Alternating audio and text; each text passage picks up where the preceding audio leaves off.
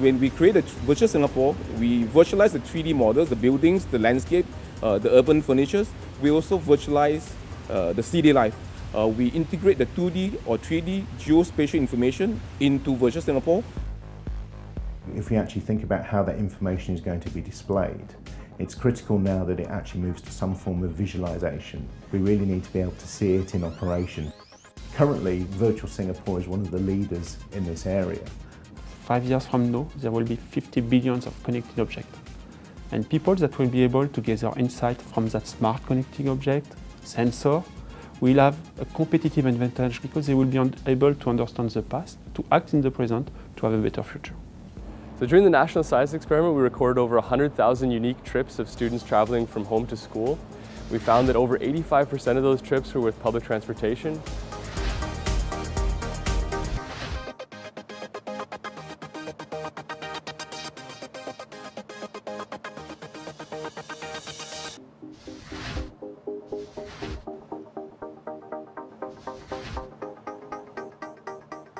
We found that the primary students tend to walk to school and the secondary students take the bus.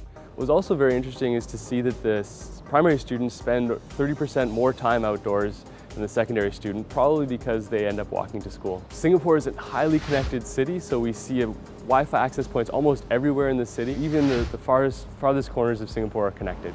The insights about noise are interesting because we can use them to predict when people are active. We notice that students are pretty loud when they're going to school and just before class starts, but then it gets very quiet again during the evening when students are starting to do their homework, we suppose. With all these people moving around, we'll be able to capture some useful insights that we may not have access to in the past. Maybe this data will be useful for us in the planning of our towns and the design of our buildings.